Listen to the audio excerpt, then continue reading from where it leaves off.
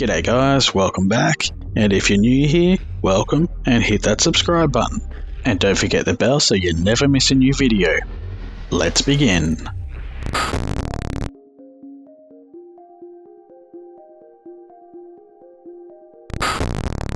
What happens when the person you love is taunted by an evil that cannot be described?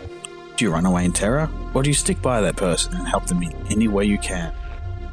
Today we look at a scenario where that exact thing is happening. Enjoy.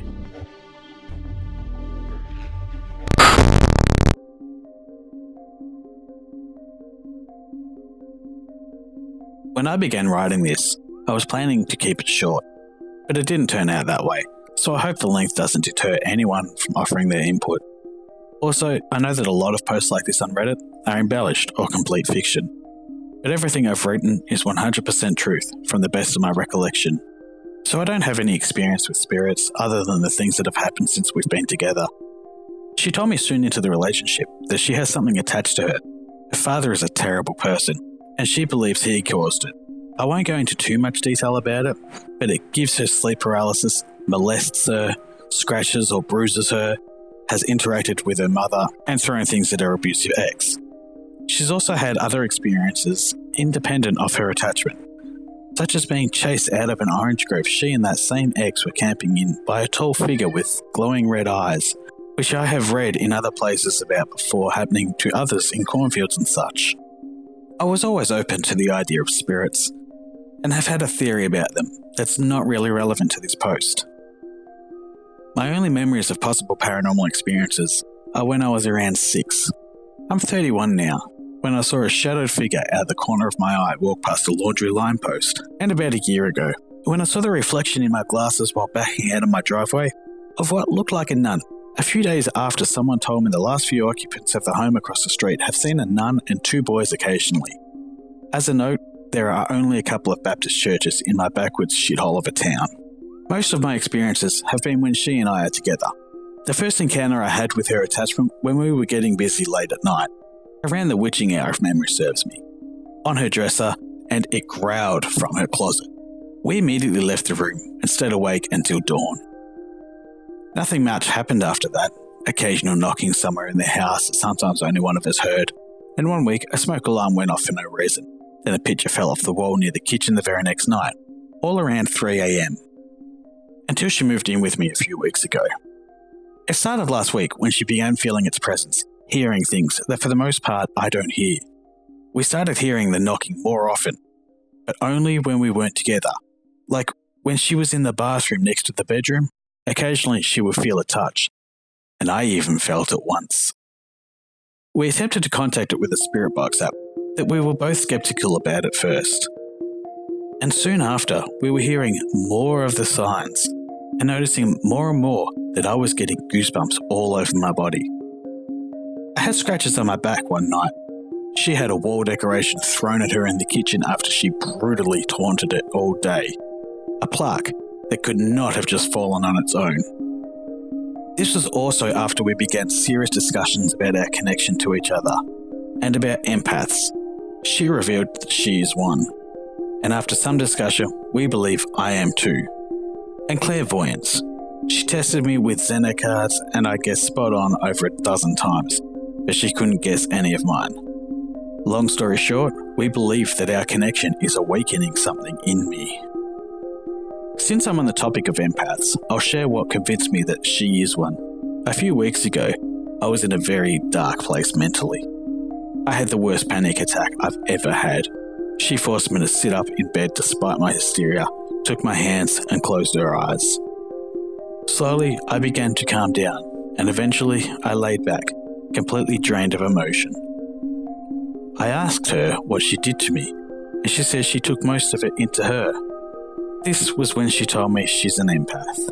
Then, on one of the nights when the activity first started here, she asked me to hold hands with her again when she was feeling very vulnerable. I felt a pain in my chest for a moment, and when she let go, she told me she took strength from me. Semi-related, but it gives more evidence that there's something awakening in me.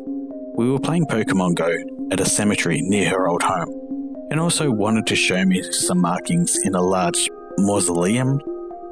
a courtyard structure with some tombs for ashes. We didn't stay long. When she turned on her spirit box, which began to freeze up, then her phone died at 8%. Neither of which has ever happened. Then we both began to feel very unwelcome. I had never felt that before, and movies always made something like this so much more dramatic. I tried to explain it to her as just a feeling that we should leave. No fear, nothing unsettling.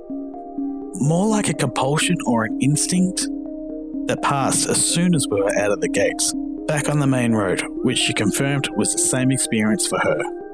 The spirit box has been an odd experience.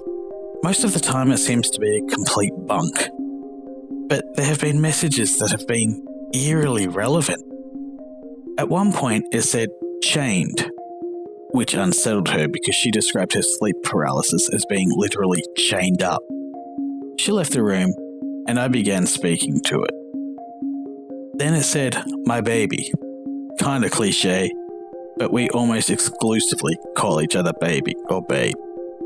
Another night, we were standing in the living room, where a shadow box my mother made of my grandfather who passed away in October hangs on the wall near the kitchen. And the message was, grandmother.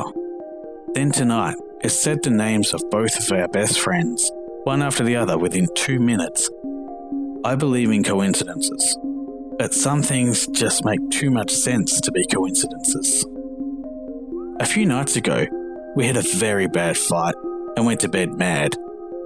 I couldn't sleep, so I got out of bed and sat at my desk fuming.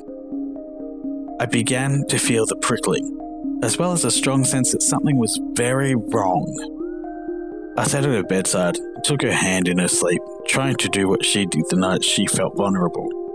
I have no idea if whatever I did was related to whatever empath ability I may or may not have, or if I was just centering myself. But I did begin to feel calmer. I still felt the presence, but no more unease.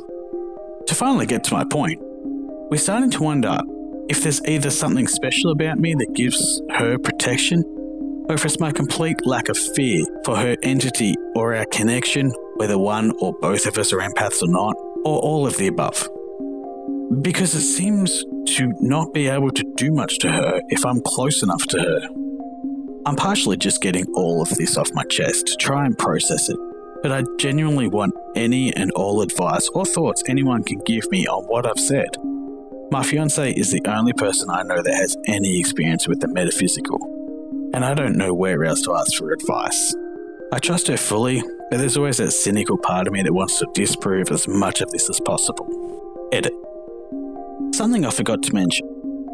5 or 6 days ago, we were watching Hulu in the living room. She went to the bedroom for something, and after a few minutes I heard, F-bomb, come here. She sounded off. And like I said before, we don't call each other by our names much. I walk in, and she's sitting on the bed. She said she didn't call me, and told me later that she didn't feel safe. So more evidence of being an empath, clairvoyant. Another thing I just thought of as I was adding the edit, it amazes me how much I have thought that I don't voice, only for her to say the exact same thing a few minutes later. I'm not sure that I agree with the clairvoyance idea, but I do know soulmates when I see them. These two people are meant to be together, and hopefully over time, our poster can help their fiancé get rid of the evil presence that is plaguing them both. So there we have it. Let me know your opinions in the comments down below. Don't forget to leave a like, share, and subscribe if you haven't already. If you do like what I do, consider supporting me on Patreon. You can also come and chat with me over in the Opinionated Outcast Discord. Until next time, good night.